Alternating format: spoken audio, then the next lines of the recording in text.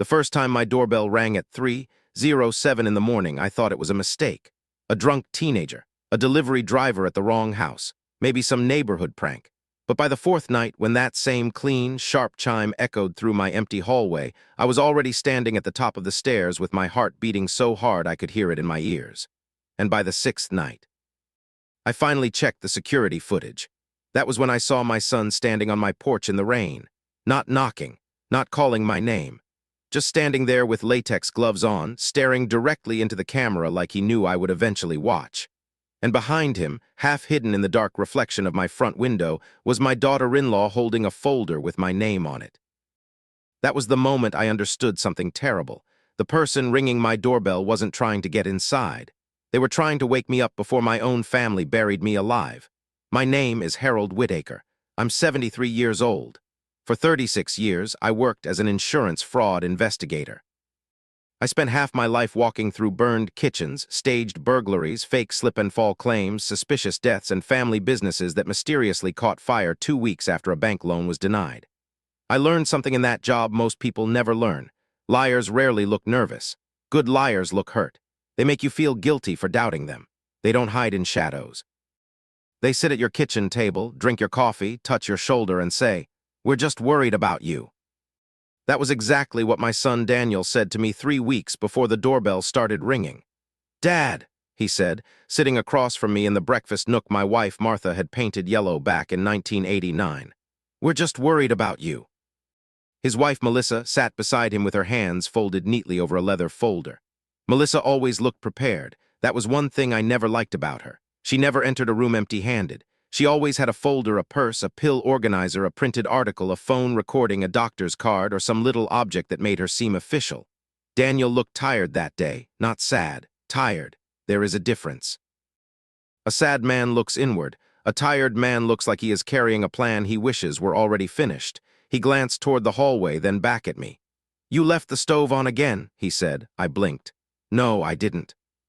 Melissa lowered her eyes like she was embarrassed for me. "Harold," she said softly, "I don't want you to feel attacked." That sentence is always a warning. People only say that right before attacking you. I set my coffee cup down. The stove was not on. Daniel sighed. "Dad, we smelled gas when we came in." "No, you didn't," I said, his face tightened. "Why would I lie about that?" That question hurt more than it should have, because he was my son. Because I remembered him at 7 years old, running through this same kitchen in socks, holding a plastic dinosaur, yelling that monsters were coming through the laundry room. Because I remembered teaching him how to ride a bike. Because I remembered sitting beside him in a hospital chair when his appendix burst at 16. Because when your child looks at you and says, "Why would I lie?" part of you still wants to believe there is no answer. Melissa gently opened the folder. "We're not saying anything bad," she said, "but there have been signs." I stared at the folder. "What signs?" She pulled out a printed sheet.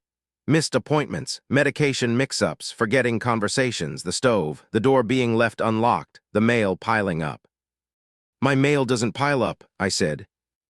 Daniel looked away. That tiny movement told me more than his words. "Dad," he said, "you're alone here." I looked around my kitchen. Martha's blue ceramic cookie jar still sat beside the window. Her old gardening gloves were still on the shelf near the back door. The little brass clock she loved still ticked above the pantry. Alone. People say that word like it describes a house. It doesn't. It describes what other people think they can do to you. "I'm not helpless," I said. Daniel leaned forward. "No one said helpless." Melissa touched his arm. "Maybe we should wait." But she didn't close the folder. She wanted me to see it. On the top page, I saw the words, "Assisted living evaluation." I laughed once, not because it was funny, because my body didn't know what else to do. "You want to put me in a home?" Daniel's face changed. There it was, that wounded look, the one good liars wear. "You make it sound cruel," he said. "We're trying to protect you." I looked at my only son and suddenly felt Martha's absence like cold air entering the room. Martha would have stopped him, not loudly. She was never loud. She would have lifted her chin, looked straight at Daniel, and said, "Don't talk to your father like he's already gone." But Martha had been dead for 14 months, and the house had been quieter since. Daniel knew that. Melissa knew that. Maybe that was why they waited. I pushed the folder back toward them. "I'm staying in my home." Melissa smiled gently. "Of course."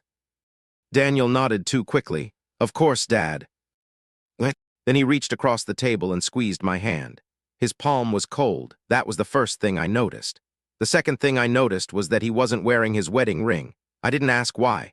Old investigators learn not to ask every question the moment it appears. Sometimes you let people believe you missed something. That's how they get careless. The doorbell started ringing 12 nights later. At first, I blamed the weather. It was early November, the kind of Ohio cold that sneaks under doors and makes old wood groan in the dark.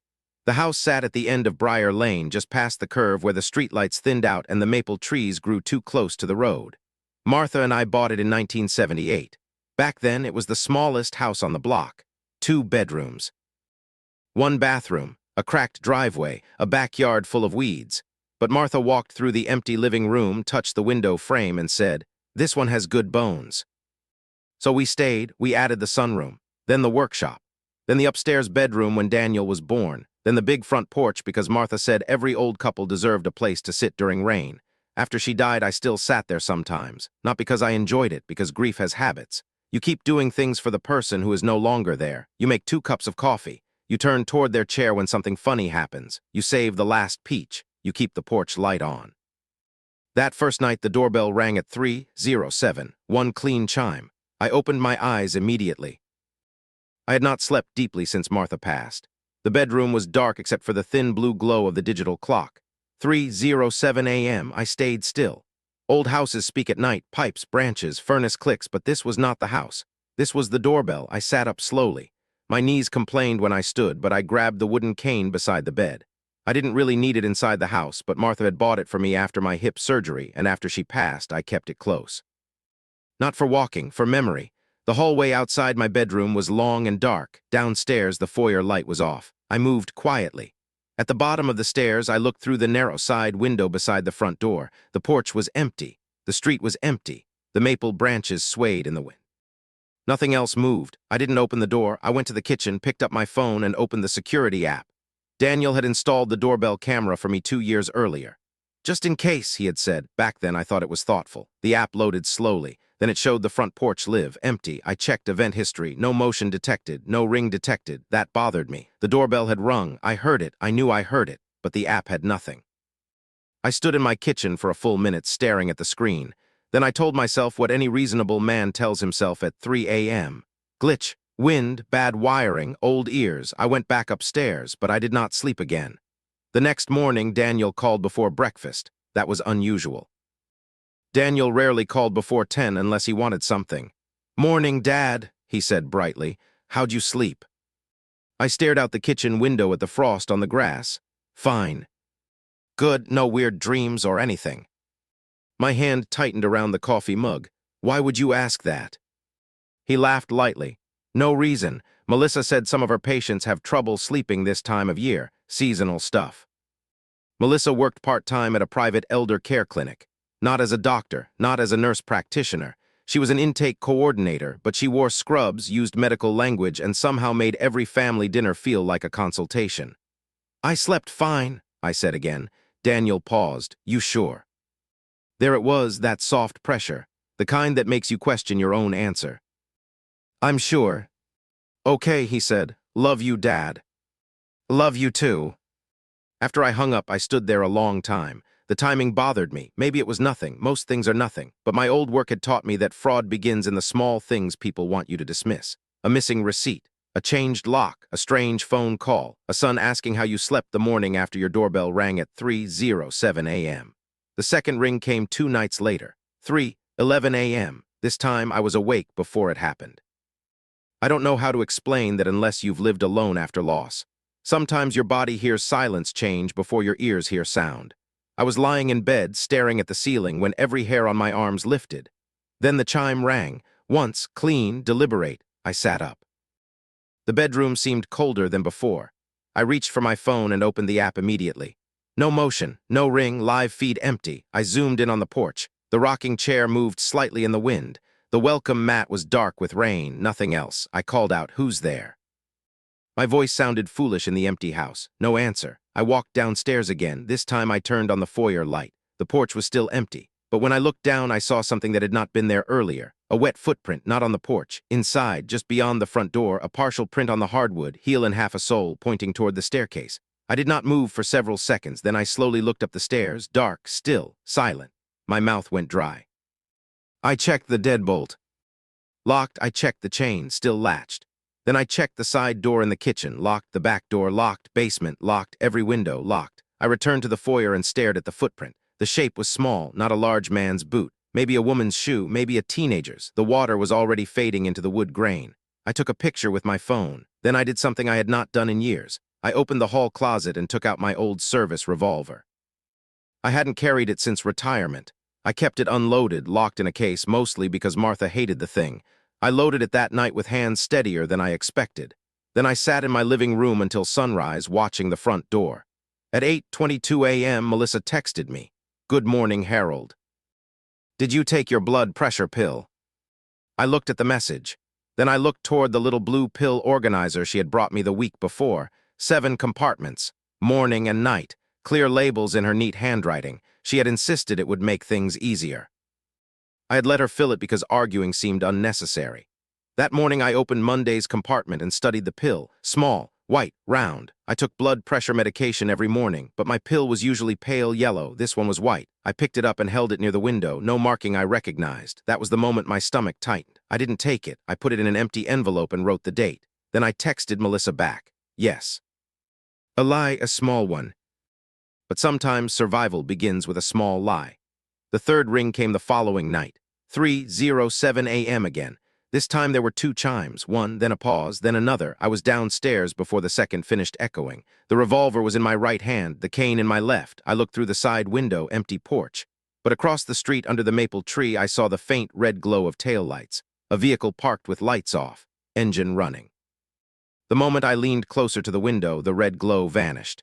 The vehicle rolled forward slowly. No headlights. It turned at the corner and disappeared. I didn't recognize it, but I recognized the sound. A large SUV. Daniel drove a black Lincoln Navigator, so did half the men in his real estate circle. At breakfast, my neighbor Mrs. Alvarez came over with banana bread. Her first name was Carmen, but after 81 years on this earth, she had earned the right to be called whatever she wanted. She had lived across from us for 22 years. Retired 911 dispatcher, sharp eyes, sharper tongue. She handed me the bread and looked past my shoulder into the house. "You look like hell, Harold." "Good morning to you, too." She stepped inside without asking. That was Carmen. She believed permission was for strangers. I closed the door. She looked at the foyer floor. "You cleaning something?" I followed her eyes. The footprint was gone, but I had marked the spot with a small piece of painter's tape. "Maybe." She narrowed her eyes. "What happened?" I almost lied. Then I remembered Carmen had once identified a burglary suspect from 3 blocks away by the squeak of his brakes. "My doorbell keeps ringing at night," I said. "What time?" "Around 3. Her face changed, not much, but enough. "You see anyone?" "No." She glanced toward the front window. "I saw a car 2 nights ago." My pulse slowed. "Where?" "Across the street, under the maple, dark SUV." "What time?" "Around 3:15. I was up with my tea." "Did you see who was inside?" "No, windows tinted." She walked to the window and looked out, but I saw something else. "What?" "Your grandson." My breath caught. "Ethan." She nodded, riding his bike, hood up, came from the direction of Oak Street. He stopped near your mailbox, looked back like someone was following him, then took off when the SUV moved. I stared at her. Ethan was Daniel's son, my only grandchild, 19 years old, quiet, kind, too observant for his own good. He had Martha's eyes, green but darker when he was worried. He used to spend summers at my house helping me in the workshop, pretending to hate Martha's lemonade while drinking 3 glasses. After Martha died, Ethan came by every Sunday for a while, then less, then barely at all. Daniel said college and work were keeping him busy. Melissa said he needed space from grief. But a month earlier, Ethan had hugged me goodbye after Thanksgiving dinner and whispered something strange. "Grandpa, don't sign anything without me there." I had laughed softly. What would I be signing? He looked toward the dining room where Daniel and Melissa were talking. Then he pulled away. "Just promise." Before I could answer, Melissa called his name sharply. He flinched. I noticed, but I did nothing. That memory came back now like a hand closing around my throat. Carmen watched my face. You didn't know he was out there. No. You should talk to him. I've tried, he doesn't answer much. Then don't call, she said. Find him. That afternoon, I drove to the community college where Ethan had classes. His truck was not in the lot. I called him twice. No answer, I texted. You okay? 3 dots appeared, then vanished, then appeared again, then a message came through. I'm fine, don't worry. I stared at it. That was not how Ethan texted. He never used punctuation. He never said, don't worry. Only people causing worry say that, I typed. Come by tonight. No reply. At 5:46 p.m. Daniel called. His voice was tense. Dad, did you call Ethan? I texted him. Why? Because he's my grandson. A pause, then Daniel laughed. Too late, too forced. Of course, I just mean he's busy. Midterms work, you know. I heard he was near my house at 3 in the morning. Silence longer this time. Who told you that? There it was, not surprise, concern about the source. Does it matter? Daniel's voice dropped. Dad, I need you not to drag Ethan into your anxiety. My anxiety. Melissa said you've been a little unsettled. Melissa says a lot. She cares about you. What? I looked at Martha's cookie jar. No, Daniel, she manages me. His breathing changed. Okay, I'm coming over. No. Dad. I said no. I hung up. My hands shook afterward, not from fear, from grief. There's a special kind of pain when you hear your child stop being your child and start sounding like someone preparing a case against you. At 7:30 that evening, Daniel came anyway. Melissa was with him, so was a man I had never met. He was tall, polished, with silver hair and a camel-colored coat. Daniel introduced him as Grant Keller. Family consultant, he said. I stood in the doorway and did not move. What kind of family consultant comes to someone's house after dark? Grant smiled, the kind of smile that never reaches the eyes. Mr. Whitaker, I work with families during transitional planning. I looked at Daniel. You brought a stranger to evaluate me. Melissa stepped forward. Harold, this is exactly what we were afraid of. You're becoming defensive. I laughed once. Defensive, I'm standing in my own doorway. Daniel lowered his voice. Dad, please don't make this harder. Harder for who? He looked away. Grant opened his leather folder. That folder, always a folder. We're not here to force anything, he said. We simply want to discuss options. I looked past him at the street. No SUV under the maple, no Ethan, no warning. I stepped back. 10 minutes. They entered. Melissa's eyes moved around my house like she was counting things. The antique clock, Martha's silver-framed photos. The hallway cabinet, the stairs. Grant sat in Martha's chair without asking. I hated him immediately. Daniel remained standing. That told me he was nervous. Grant began gently. Mr. Whitaker, your son has shared some concerns, night disturbances, possible confusion, medication inconsistency, suspicion toward family members. I smiled. Suspicion is not a symptom, sometimes it's a skill. Grant's smile thinned. Melissa folded her hands. Harold, you told Daniel someone was ringing your doorbell at 3 in the morning. Someone is. But the camera shows no one. I looked at her. How do you know what my camera shows? The room went quiet. A mistake, small, beautiful. Melissa blinked. Daniel told me. I turned to Daniel. I did, he said, then he recovered. I mean, yeah. You said the app didn't show anything. I kept my face calm, but inside something moved. A door opening, the old investigator waking up. Grant cleared his throat. These kinds of experiences can feel very real. I leaned back. Do you know what I did for a living, Mr. Keller? Insurance, I believe. Fraud investigation. Yes, Daniel mentioned that. Then Daniel should have mentioned that I spent decades listening to people explain away evidence before anyone had asked them to. Grant closed his folder slowly. Melissa's lips pressed together. Daniel looked angry now, not sad, not worried, angry. Dad, he said, this isn't an interrogation. No, I said, not yet. Melissa stood. I don't think this is productive. No, I said, but it was informative. What? Daniel stepped toward me. His voice became soft again, that dangerous softness. Dad, if you keep acting like this, you're going to leave us no choice. There it was, the threat wearing concern like a coat. I stood too. You always have a choice, son.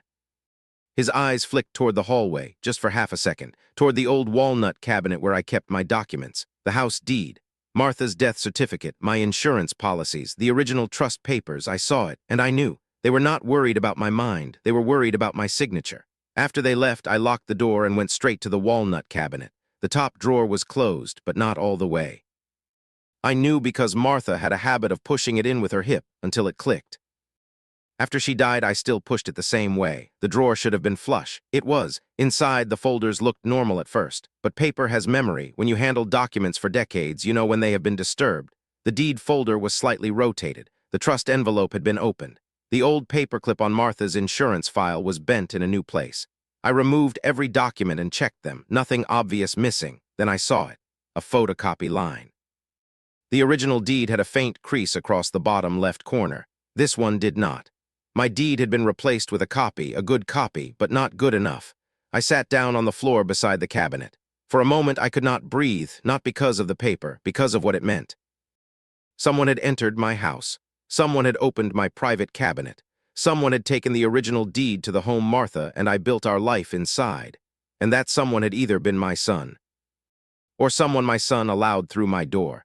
The fourth ring came that same night, 3:03 a.m., but this time something was different. The chime rang once, then my phone buzzed. A notification appeared from the Doorbell app. Motion detected, front door. Finally, I opened the feed. At first, the image was black and white. Rain streaked across the lens. The porch light flickered. For 2 seconds, I saw nothing. Then a figure stepped close to the camera. A hood, wet shoulders, face hidden. The person raised one hand slowly, not waving, showing something, a small paper note. Before the camera could focus, the feed froze. Then the screen went black, connection lost. I whispered no. I tapped reload, nothing. I went to the window. The porch was empty. Across the street under the maple, headlights came on. A dark SUV pulled away fast. This time I did not sit down. I did not shake. I went to the basement. Most people thought the doorbell camera was my only security. Daniel thought that too. He installed it. He had the app. He had the password because he helped me with tech. But Daniel had forgotten who raised him. After I retired, I spent one winter building a small security system of my own. Not fancy, not cloud-based. A simple wired DVR connected to 2 old bullet cameras, one aimed at the drive. One hidden under the porch eave, angled toward the front steps. Martha used to tease me about it. "Harold," she said, "we live on the safest street in town." I told her, safe streets are where people stop paying attention. She kissed my cheek and said, "Then keep paying attention for both of us." After she died, I forgot about the DVR, not completely, but almost. It sat in the basement utility room behind paint cans and old Christmas wreaths. I plugged in the monitor. The screen flickered. For a moment, I thought the unit had died. Then the menu appeared. The date was wrong. The time was wrong, but it was recording. I pulled up the footage from the previous night. Fast-forwarded. Rain, porch, empty driveway, then 2:58 a.m. A dark SUV rolled slowly past my house. Not parked under the maple yet, just past. Then 3:01. A figure appeared from the left side of the frame, running low, hood up. The hidden camera caught the face for half a second when the porch light flickered. Ethan, my grandson, my hand went to my mouth. He looked terrified, not nervous, terrified. He stepped onto the porch and pressed the doorbell. Then he held a note toward the camera. The hidden camera could not read it, but it caught his lips moving. I leaned closer to the monitor. I played it again, slower, again. I had read thousands of silent surveillance videos in my career. People at ATMs, gas stations, parking lots, mouth shapes, body language, fear. Ethan mouthed 4 words, "Don't take the pills." My stomach turned cold. Then the video showed him look over his shoulder. The SUV headlights flashed once. Ethan flinched like he'd been struck. He shoved the note under my doormat and ran. Seconds later, Daniel stepped into frame. My son, rain on his coat, face twisted with anger. He bent down, lifted the doormat, took the note, and put it in his pocket. Then he looked directly at the doorbell camera, but not the hidden camera. He didn't know it was there. Melissa came into frame next. She was holding an umbrella and a small black device. Daniel pointed toward the doorbell camera. Melissa reached up and did something to it. The cloud feed had gone dead at that exact moment. Then Daniel said something. The hidden camera had no audio, but I didn't need audio. I saw his mouth clearly. He's awake. Melissa looked toward my upstairs window. Then she smiled, not wide, not dramatic, just enough. That smile did something to me I cannot fully explain. It burned away the last part of me still trying to protect Daniel in my mind. I was no longer confused. I was no longer hurt. I was awake. The footage continued. Daniel and Melissa went around the side of the house. The driveway camera picked them up near the garage. Daniel entered a code into my keypad. The garage door opened. My garage door opened. I paused the video. My fingers hovered over the keyboard. I had changed that code after Martha died. Only 3 people knew it. Me, Daniel, Ethan. I watched the rest. Daniel and Melissa entered the house through the garage at 3:08 a.m. They stayed inside for 17 minutes. When they came out, Daniel was carrying something flat beneath his coat. Melissa carried my blue pill organizer, the one she had filled for me. Then the SUV left. I sat in the basement until the furnace clicked on and the first morning light touched the tiny window above the washer. There are moments when a man's heart breaks loudly, crying, shouting, falling apart. And there are moments when it breaks quietly, with a mouse in your hand, watching your only son steal from you in black and white footage. At 7:10 a.m., Melissa texted, "Don't forget your morning pill. Daniel and I love you." I read it 3 times, then I typed, "Took it, thank you." Another lie, the second small lie. I was getting better at them. At 8:30, I called my doctor's office. Not the number Melissa had been using, my actual doctor. Dr. Paul Kendricks had treated me for 12 years. He was blunt, bald, and impossible to impress. His receptionist said he had no openings. I said, "Tell him Harold Whitaker believes someone may be tampering with his medication." I was in his office by 10:15. I brought the envelope with the white pill. I brought the pill organizer. I brought my prescription bottles. Dr. Kendricks listened without interrupting. Good doctors and good detectives share that skill. When I finished, he took the pill from the envelope and looked at it under a magnifier. "This isn't your blood pressure medication," he said. "What is it?" I can't confirm without lab testing, but it resembles a sedative, possibly something used for sleep or anxiety. What? I closed my eyes. Would it make someone confused? Yes. Unsteady. Yes. Forgetful. Possibly. Could it make an old man look like he was losing his mind? He looked at me for a long moment. "Yes, Harold." I nodded, no drama, no shouting, just a nod, because some truths are too heavy to react to immediately. Dr. Kendricks leaned back. "Who filled this organizer?" "My daughter-in-law." "Does she have access to your medication?" "She created access." He wrote something down. "I want blood work today. I want you to stop taking anything from that organizer. Use only original prescription bottles. And Harold." I looked up. His face had softened. "You need to treat this seriously." "I am." "No, I mean legally." What? I gave him the first real smile I had felt in days. "Doctor, I used to do legal for a living." After leaving his office, I went to the bank, then to the county recorder, then to my attorney. Naomi Price's office smelled like old paper and peppermint tea. She had handled Martha's estate, my trust, and half the land transfers in our county for 30 years. She was 70 herself, with white hair cut short and eyes that missed nothing. When I told her what had happened, she did not gasp. She did not say, "Are you sure?" She took notes. When I finished, she removed her glasses. "Harold," she said, "Daniel called me last month." My chest tightened. What did he want? "He asked whether your trust allowed for a successor trustee to take control in case of incapacity." What? I stared at her. "What did you tell him?" "That I represent you, not him." I smiled bitterly. I'm guessing he didn't like that. "No." She opened a file drawer and pulled out my estate folder. "He also asked whether a notarized statement from a physician would be sufficient to activate durable power of attorney." Was Melissa involved? She was on the call. She described several incidents. "What incidents?" Naomi read from her notes. "Leaving the stove on, wandering outside at night, paranoid beliefs about strangers ringing the doorbell, accusing family of stealing, medication noncompliance." I looked toward the window. Outside, people walked past carrying coffee cups, living ordinary lives. Inside that office, my son was building a cage around me using concern as wire. Naomi said quietly, "There's more." "Say it." "A petition for emergency guardianship was filed yesterday." The room tilted slightly. "By Daniel." "Yes." "What's the hearing date?" "Monday morning."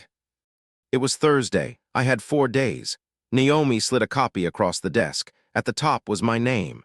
In the matter of Harold James Whittaker, alleged incapacitated adult. Alleged, such a clean word, such a dirty weapon. I read Daniel's statement. He wrote that I was experiencing progressive paranoia, that I had nighttime delusions, that I was refusing medication, that I was at risk of financial exploitation. Then came the worst line. My father no longer recognizes that his family is trying to protect him. I folded the page carefully, not because I was calm, because if I didn't fold something, I might have broken something. Naomi watched me. What do you want to do? That question brought me back. Not what do you feel, not are you okay, what do you want to do? I took a breath. I want him to believe he's winning. Naomi's eyes narrowed, then slowly she smiled. There's the Harold I remember. I spent the next 3 days becoming the man Daniel thought he was manipulating. That is easier than people think. Most liars don't fear intelligence, they fear resistance, so I stopped resisting. When Daniel called that afternoon, I answered on the second ring. Hi, son. He sounded cautious. Dad, you okay? What? I've been thinking. About what? Maybe you're right. Silence, I imagined him sitting up straighter. Right about what? The house, my health, the future. His voice softened immediately. Predators love surrender. Dad, I'm glad to hear that. I don't want to be a burden. You're not a burden. Another lie, this one sounded practiced. I'd like to talk Sunday, I said. You, Melissa, Ethan, maybe we can figure things out. That's good, he said quickly. That's really good. Bring any papers you think I should look at. He paused. Are you sure? I'm tired, Daniel. That part was true. I just want peace. He exhaled. We'll come after church. I'll make pot roast. His voice warmed. You haven't made that in years. Your mother's recipe. What? Another silence. For a moment I wondered if he felt it. The memory, the guilt, the ghost of who he used to be. Then he said, Melissa will be happy. And I knew whatever softness I heard had died before it reached his heart. After the call, I made copies of everything. The DVR footage, the pill photos, the doctor's note, the bank account records, the county deed record showing a recent unauthorized request for certified copies. Naomi filed emergency objections to the guardianship petition. Dr. Kendricks wrote a statement confirming I was medically competent and that unauthorized medication tampering was suspected. Carmen Alvarez agreed to provide a statement about the SUV and Ethan. Then I called Sheriff Monroe. I had known Calvin Monroe before he was sheriff. Back then he was a deputy with bad posture and a good heart. Now he had gray hair, a calm voice, and the patience of a man who had seen too many family disputes turn ugly. He came to my house Friday evening in plain clothes. I played him the footage. He watched without speaking. When Daniel appeared on the porch, Calvin's jaw tightened. When Melissa took the pill organizer out of my house, he leaned forward. When Ethan mouthed, "Don't take the pills," Calvin paused the video himself. That boy in danger. He asked, I don't know. You tried reaching him.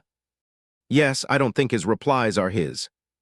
Calvin nodded slowly. We'll do a welfare check. No, I said. He looked at me. Harold. If you knock on Daniel's door today, they'll destroy whatever they have left.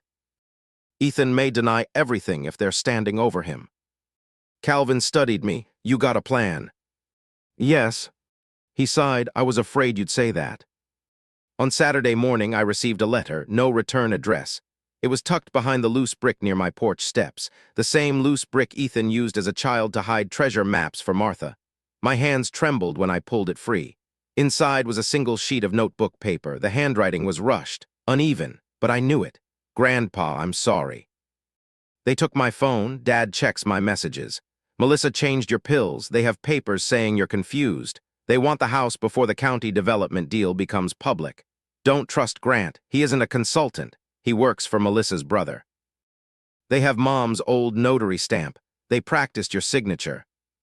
I tried to ring the bell because I knew Dad would hear if I knocked. I thought the camera would record me.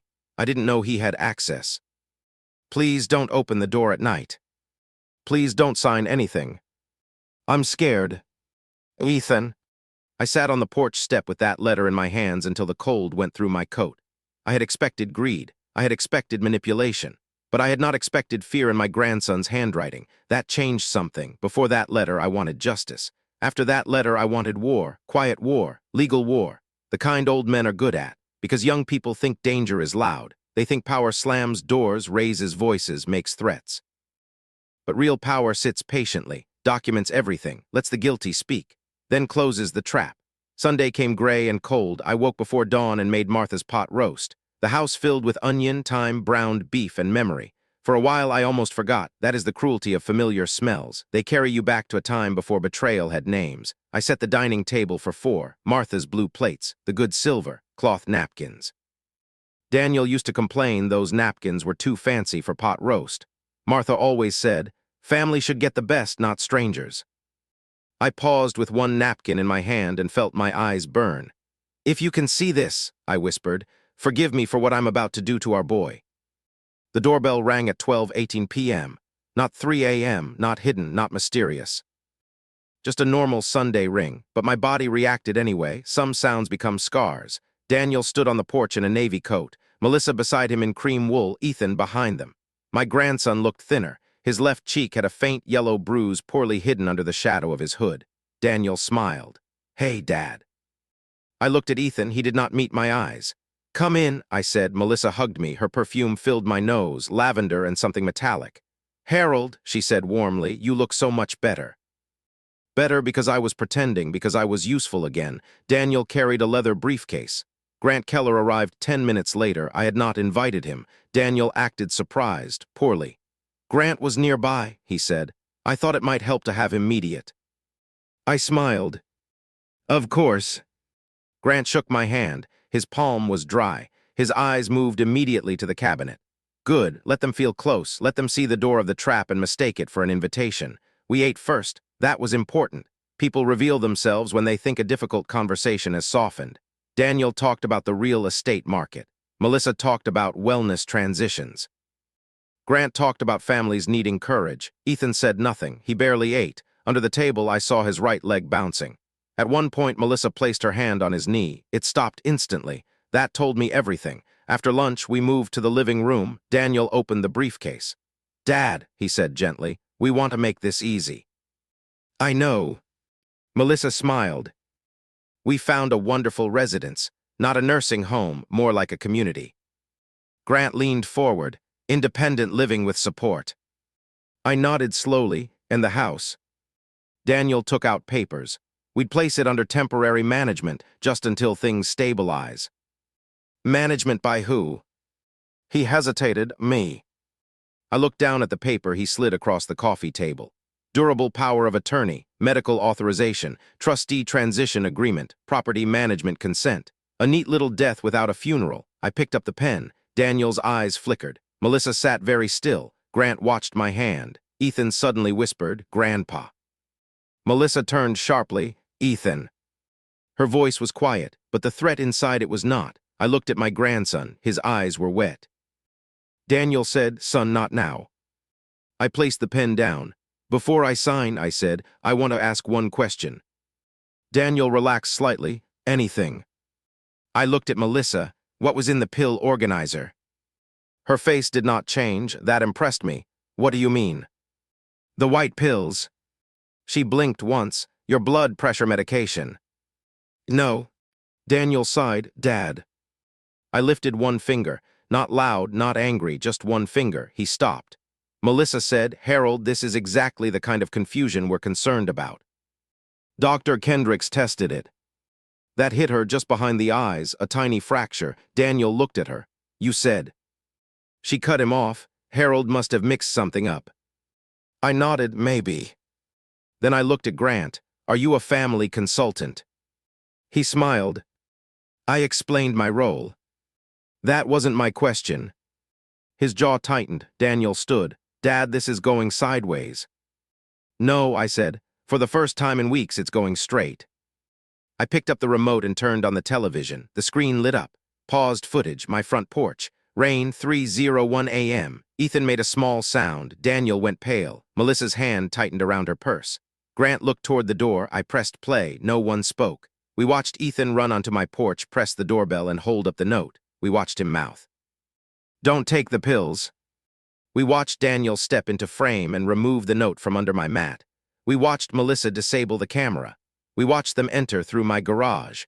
We watched them leave with my pill organizer and documents. The room was so quiet I could hear the pot roast pan cooling in the kitchen. When the footage ended, Daniel whispered, "Dad." It was the first honest sound he had made in months.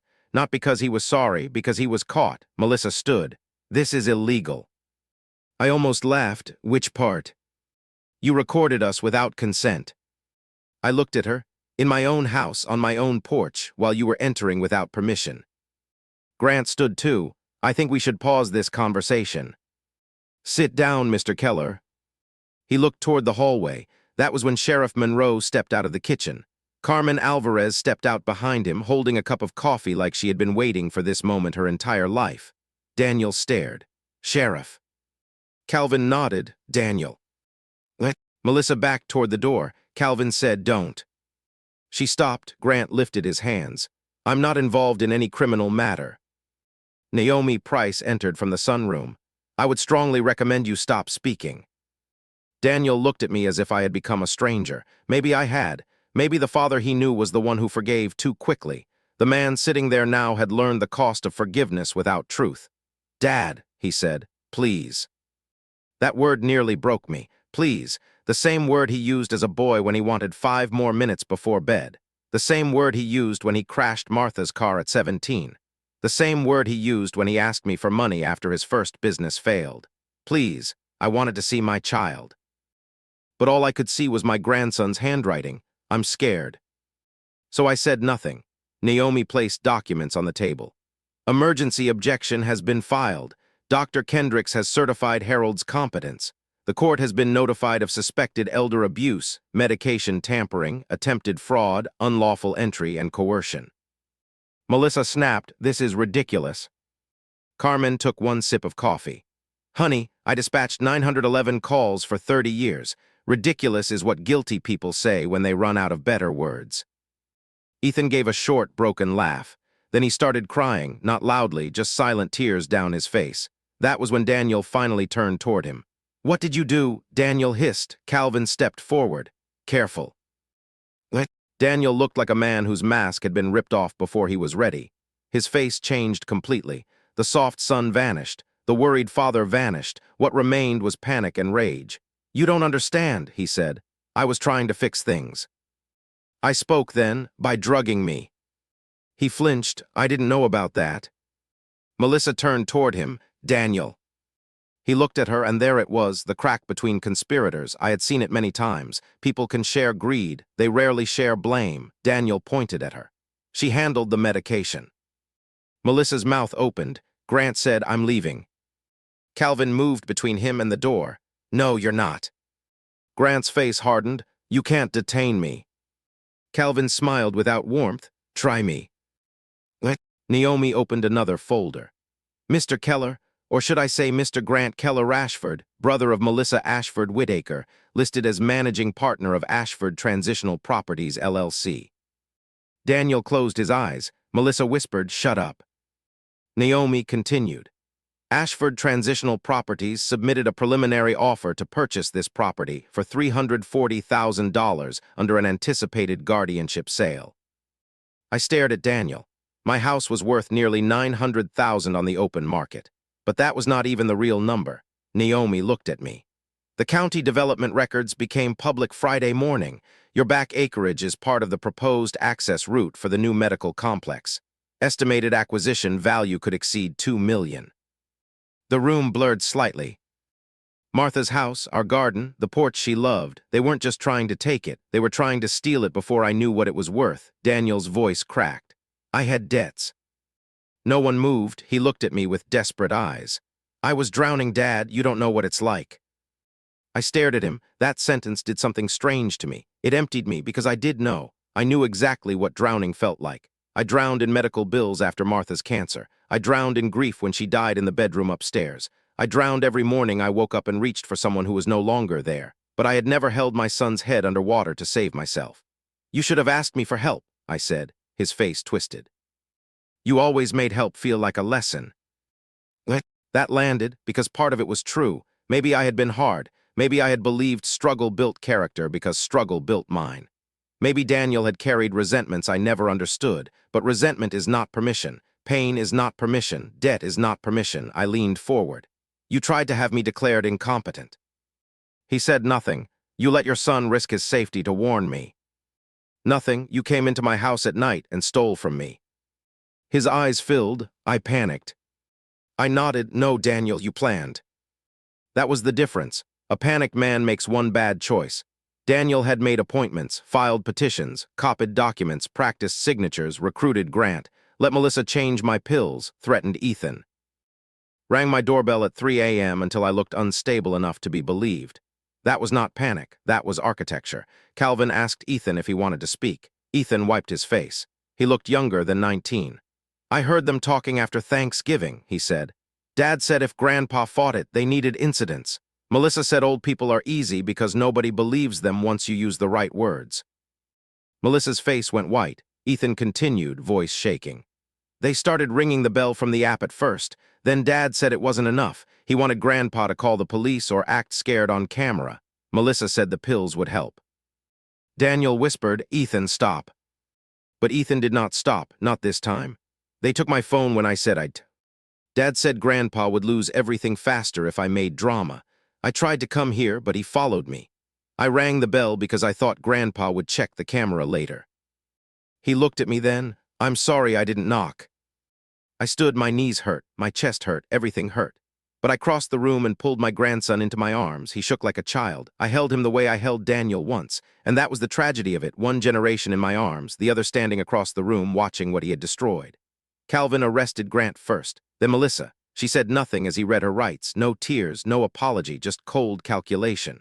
Daniel watched her being led outside. Then he turned to me. Dad, please don't let them take me. I looked at my son. For one terrible second, I saw him at 7 again. Socks on the kitchen floor, plastic dinosaur in his hand, monsters in the laundry room. Back then, I had picked him up and promised there were no monsters. Now I knew better. Sometimes the monsters grow inside the people we love. I won't lie for you, I said. His face collapsed. Calvin stepped forward. Daniel did not resist. As he passed me, he whispered, I'm sorry. Maybe he meant it. Maybe he didn't. I still don't know. That is one of the hardest parts of betrayal. Even after the truth, you keep searching for the person you loved inside the person who hurt you. The Monday guardianship hearing lasted 11 minutes. Daniel's petition was dismissed. Naomi presented the doctor's letter, the footage, the medication report, Ethan's statement, Carmen's statement, and the sheriff's preliminary report. The judge, a woman with silver glasses and no patience for nonsense, looked directly at me. Mr. Whitaker, do you understand these proceedings? Yes, Your Honor. And do you feel safe returning home? I looked at Ethan sitting beside Naomi, then at Carmen behind me, then at the empty space where Daniel should have been. No, I said honestly, but I feel protected. The judge nodded. That is a reasonable distinction. I liked her for that. Over the next few weeks, the story unfolded in pieces. That is how family crimes usually reveal themselves, not all at once. Piece by piece, receipt by receipt, password by password. Melissa had obtained sedatives through an elderly patient who had passed away months earlier. She had kept unused medication instead of disposing of it. Grant had been preparing to buy my property through his company once Daniel received emergency authority. Daniel had forged my initials on a preliminary management document, but had not yet filed it. They had used the Doorbell app to create false incidents, sometimes ringing it remotely, sometimes physically coming to the house to plant evidence. The wet footprint inside my foyer came from Melissa. She had entered through the garage and accidentally stepped past the mat while checking whether I had come downstairs. The missing original deed was found in Daniel's office safe. So was Martha's old notary stamp. That discovery hurt in a place I cannot describe. Martha had become a tool to them, her name, her house, her trust. Her dead hand used to steal from the man she loved. For that I could not forgive them, not then, maybe not ever. Ethan moved in with me for a while. At first he barely slept. Every car outside made him look up. Every phone vibration tightened his shoulders. I recognized it. Fear leaves fingerprints on the body. Some mornings I found him sitting in the kitchen before sunrise, staring at Martha's cookie jar. One morning I asked, "You want to talk about it?" He shrugged. That meant yes, but not yet. So I made coffee. He drank it badly with too much sugar, just like Martha used to tease him for. After a while he said, "Do you hate him?" I didn't answer quickly. Children ask simple questions. Life does not give simple answers.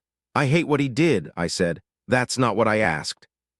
I looked at him, his eyes were red. I know. He waited, I watched steam rise from my mug. No, I said finally, I don't hate him. Ethan looked down. I think I do. That may change. What if it does? Then make sure it doesn't turn you into him. He nodded slowly. That was enough for one morning. The criminal case took months. Melissa fought everything. Daniel eventually accepted a plea deal. Fraud, attempted elder abuse, unlawful entry, conspiracy. His lawyer argued debt, emotional strain, manipulation by Melissa. Maybe some of that was true, but the footage remained. The pills remained. Ethan's letter remained. The truth remained. At sentencing, Daniel asked to speak. I did not want to go. Naomi said I didn't have to. Carmen said she'd drive me if I did. Ethan said nothing, which meant he wanted me there but would not ask, so I went. Daniel stood in a gray suit that hung loose on him. He looked older, not prison old, guilt-old. There is a difference. He turned toward me. Dad, he said, I don't expect forgiveness. Good, I thought, but I did not say it. I told myself I was protecting the family, he continued. Then I told myself I was protecting my business. Then I told myself I was protecting Ethan from watching me fail. His voice broke. But the truth is, I was ashamed, and I chose to destroy the one person who would have helped me if I'd been honest. I looked at my hands, old hands, veins raised. Knuckles stiff, hands that had held him as a baby, hands that had signed his college checks, hands he tried to steal a house from. Daniel swallowed. I don't know how to be your son after this. That sentence hurt, because neither did I. The judge sentenced him to prison time, probation, restitution, and no contact unless approved. Melissa received more, Grant received less, but enough. Justice rarely feels like people imagine. It is not fireworks, it is paperwork, court dates, signatures, metal detectors, victim statements, receipts, cold hallways, and then you go home to the same house where it happened and the silence is still waiting. For a long time after that, I could not hear my doorbell without freezing, even in daylight, even when it was the mailman. Even when Carmen came over with banana bread and yelled, "It's me, Harold, don't shoot." But slowly the house became mine again. Ethan painted the porch. We changed the garage code, installed a new security system, one Daniel had no access to. Naomi updated my trust. Dr. Kendricks wrote everything in my medical record clearly because he said, the next person who tries this will have to step over my notes first. Carmen appointed herself neighborhood watch commander. Nobody voted. Nobody dared. In spring, the maple tree bloomed. The county development offer came officially. It was large, larger than anything Martha and I ever imagined. I did not sell the house. I sold only a narrow easement along the far back acreage, enough to secure Ethan's future, fund legal protections, and create a scholarship in Martha's name for students studying elder care ethics. Melissa would have hated that. That pleased Carmen. One evening, Ethan and I sat on the porch while rain tapped the roof. He was getting ready to transfer to university 2 hours away. He looked healthier, still quiet, but not afraid. The new doorbell camera glowed softly beside the door. Ethan looked at it and said, "I'm sorry for ringing it." I turned to him, "What?" "At night, I keep thinking maybe I scared you too much." I watched rain slide off the porch railing. Then I said, "That doorbell saved my life." He swallowed. "I should have done more." "What? You did more than most grown men would have done." He shook his head. "I was scared." "So was I."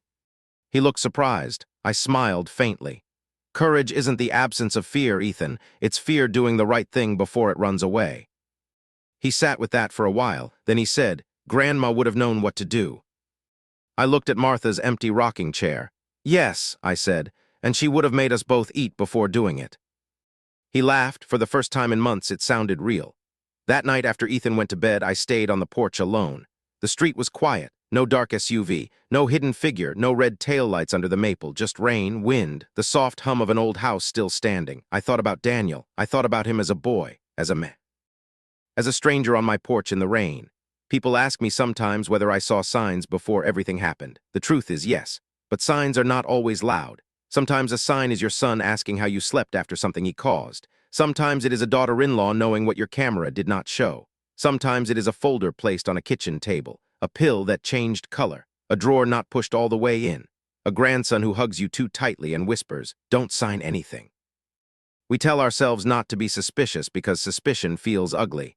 We tell ourselves family would never. We tell ourselves love cannot become a weapon, but it can, especially when money enters the room. especially when age makes people think your life is already negotiable. Especially when loneliness makes your silence easy to explain. I'm not saying you should distrust everyone. That is no way to live. But I am saying this. When your instincts whisper, listen. When your house feels different, pay attention. When someone keeps calling you confused for noticing things that are real, start writing things down. And if your doorbell rings at 3 a.m., do not open the door blindly.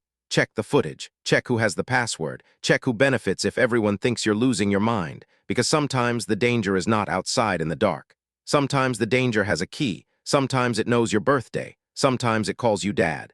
And sometimes the person ringing the bell is not trying to frighten you. Sometimes he is the only one brave enough to wake you up. And for a long time after everything happened, I thought that was the end of the story. I thought the arrests, the court hearings, the changed locks, the new cameras, and Ethan moving back into my house meant the nightmare had finally burned itself out. But old men should know better. Some fires don't die when the flames disappear. They keep glowing beneath the ashes. The first sign came 3 months after Daniel was sentenced. It was a Tuesday afternoon in late April. The rain had stopped, but the whole neighborhood still smelled wet, soaked grass, cold concrete, old leaves pressed flat against the gutter. Ethan was at school. Carmen was across the street, arguing with a delivery driver about blocking her mailbox. And I was in the workshop behind the house, sanding the edge of an old oak rocking chair Martha had bought at a flea market 30 years earlier. That chair had been sitting broken in the corner since before she died. One leg cracked, one arm loose. A chair that had once held her morning coffee, her books, her sewing basket, and sometimes Daniel when he was little and pretending he was too old to sit in his mother's lap. I don't know why I chose that day to fix it. Maybe because peace makes a man brave enough to touch painful things. The radio was playing low. The window was open. Then I heard the front doorbell, not the old chime. The new one, soft, digital, clean. My hand froze on the sandpaper. For a moment, my body forgot it was daytime. My chest tightened. My ears filled with that same old silence. I stood slowly and looked toward the house.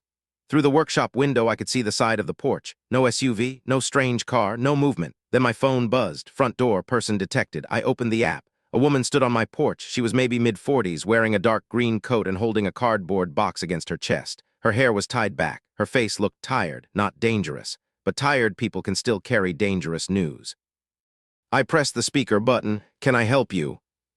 The woman looked up at the camera. Mr. Whittaker. Yes. My name is Rachel Moore. I need to speak with you about Melissa. The name moved through me like cold water. Melissa. Even after all those months, hearing it still made my jaw tighten. I walked back to the house slowly, not because I trusted the woman, but because she looked like someone who had spent too long deciding whether to come. When I opened the door, she stepped back politely.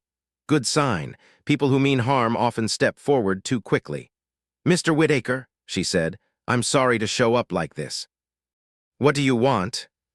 Her eyes dropped to the box. I think this belongs to you. She held it out. I did not take it. What is it? Her lips pressed together. Things Melissa kept. I stared at the box. It was an ordinary moving box, sealed with clear tape, one corner softened by moisture. On the side, written in black marker, were 2 words. Old man. For several seconds, neither of us spoke. Then Rachel said quietly, I worked with her at the elder care clinic. That changed everything. I let her in, not into the living room, into the kitchen. There are levels of trust, and a kitchen table is safer than a couch. Carmen saw her from across the street and appeared 9 minutes later without being invited, carrying banana bread she had not baked. That woman could smell trouble through brick walls. Rachel sat with both hands wrapped around a glass of water. She kept looking at the box like it might start breathing. I didn't know at first, she said. That's what everyone says. She nodded, I know. Carmen leaned against the counter. Start with what you did know. Rachel swallowed. Melissa was collecting information on several older patients, not just Mr. Whittaker. Bank details, family conflicts, property records, medications, cognitive notes. She called them vulnerability profiles. My stomach tightened. Profiles. Rachel nodded. She said it was for transition planning. I thought it was part of her job. And later I saw names of people who weren't patients. You were one of them. Carmen's eyes narrowed. How many? Rachel looked ashamed. At least 11. The room seemed to shrink. 11. Not one greedy family plan, not one desperate son, a pattern, a system, a business. Rachel pushed the box closer to me. When Melissa was arrested, her brother Grant asked me to clear out her desk before investigators came back. He said there were personal items. I did what he asked, but then I saw your name. I looked at the box. You took evidence. I panicked. Carmen snorted. Everybody panics after helping criminals. Keep going. Rachel accepted that without argument. I kept the box in my garage. I told myself I would bring it to the sheriff, but I was scared. Grant knew where I lived. Melissa had friends at the clinic. Then last week, another family called asking about documents their mother supposedly signed before she fell and broke her hip. She looked at me. She had the same kind of pills you did. My hands went cold. I opened the box. Inside were folders, printed emails, copies of driver's licenses, medication lists, property appraisals, sticky notes in Melissa's neat handwriting. The kind of handwriting that looked harmless until you understood what it had been used for. Near the bottom was a red folder. My name was on it. Harold Whitaker, priority. I opened it. There were pictures of my house, my mailbox, my garage keypad, my medication bottles, my signature copied from old checks, a printed satellite map of my property, notes about my wife's death, notes about Daniel's debt, notes about Ethan. One line was circled twice. Grandson emotionally attached, possible interference. I had to sit down, not because I was weak, because rage is heavier when it arrives late. Carmen came beside me and placed one hand on my shoulder. Rachel whispered, "I'm sorry." I looked at her. "No," I said, "you're scared, there's a difference." Then I found the last page in my folder. It was a checklist, a cold, organized checklist. Step 1, establish concern. Step 2, create incidents. Step 3, medication instability. Step 4, family petition. Step 5, emergency authority. Step 6, property transfer. Under that, in Melissa's handwriting, was one sentence. Harold is sharp, must break confidence first. I read that line again, must break confidence first. Not body, not memory, confidence. That was when I understood the real crime. They had not only tried to take my house. They had tried to make me doubt my own mind. They had taken ordinary things, a doorbell, a pill, a folder, a worried phone call, and turned them into weapons against reality itself. For an older person, there is no deeper cruelty. Because every old man has already asked himself in the dark, am I slipping? Every old woman has already forgotten one name and felt fear crawl up her spine. Every widow has already wondered if grief is changing her. Melissa knew that. She built her trap inside the fear age already gives you. I called Sheriff Monroe. This time I didn't make a plan. I handed him the box. The investigation reopened like a storm door in high wind. Within 2 weeks, 3 more families came forward. Then 5, then 9. One woman named Evelyn Hart had been convinced she was hallucinating footsteps in her attic. Her nephew had been trying to force a sale of her farm. One retired teacher had signed over financial authority after being told she had early dementia. Her consultant had been connected to Grant's company. Another man had died in a fall no one had questioned. His daughter now wanted the medication tested. The county prosecutor called it an elder exploitation network. The newspapers called it a scandal. Carmen called it a nest of snakes wearing church clothes. I called it what it was, a machine, and my son had helped turn the handle. That was the hardest part to live with. Daniel had not invented the machine, but he had fed me into it. A month later, I received a letter from him. Prison mail has a smell to it. Paper, dust, metal, regret. I almost threw it away.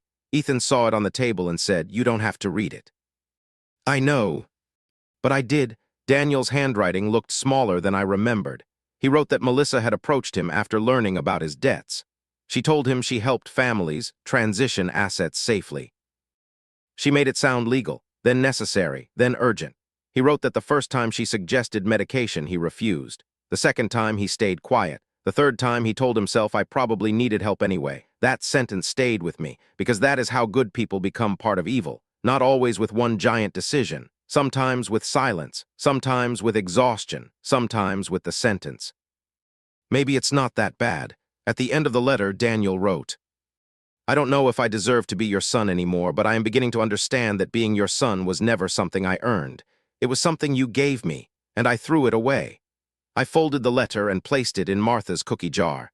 I did not forgive him, not then, but I did not burn it either. Some doors should not open too quickly. Some should not be locked forever. You learn that when you get old. Life is not clean enough for perfect endings. That summer, Ethan came home from university with a girlfriend named Lily. She was polite, nervous, and laughed too softly at jokes that weren't funny. Martha would have loved her immediately. Carmen interrogated her for 47 minutes, then declared her probably acceptable. One evening, we all sat on the porch, Ethan and Lily on the steps. Carmen in Martha's repaired rocking chair, me in my old wooden chair beside the door, the same porch, the same place where fear had once stood at 3 a.m. Only now there was warm light in the windows, cicadas in the trees, iced tea sweating on the table. Life returning not all at once but in small permissions. Then the doorbell rang. Everyone went quiet. It was ridiculous. It was 7 in the evening, still daylight, neighbors outside. Children riding bikes down the street, but trauma does not check the clock. Ethan looked at me. I looked at the camera feed. A boy stood on the porch holding a grocery bag. Maybe 16, skinny, sweat on his forehead. He looked terrified. I opened the door. He said, "Are you Mr. Whitaker?"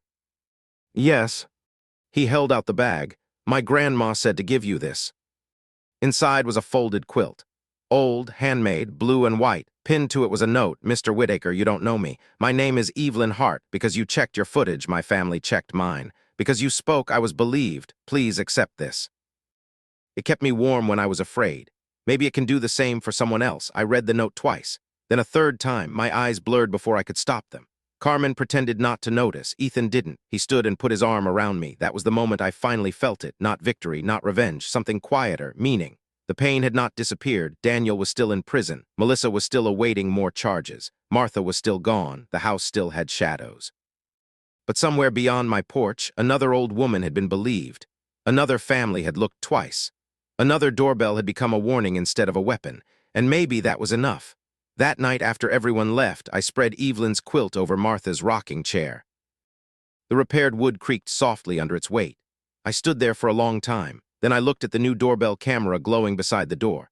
A tiny blue eye in the dark. For months I had hated that sound. That ring had meant fear, betrayal, sleepless nights, my son in the rain, my grandson running for his life. But now I understood something I hadn't understood before. A warning can sound exactly like a threat when you are tired. A rescue can look like danger when it arrives in the dark. And sometimes the thing that wakes you from sleep is not there to hurt you. Sometimes it is there to return you to yourself. So if you are listening to this, and you are older, alone, grieving, or being told that your own eyes cannot be trusted, write things down, keep copies, ask questions. Change passwords, trust the person who tells the truth even when their voice is shaking, and never let anyone turn your age into evidence against you. Because one day the doorbell may ring, and when it does, I hope you have the courage to look, not because every shadow is evil, but because every truth leaves a trace. And sometimes the smallest sound in the darkest hour is the beginning of getting your life back.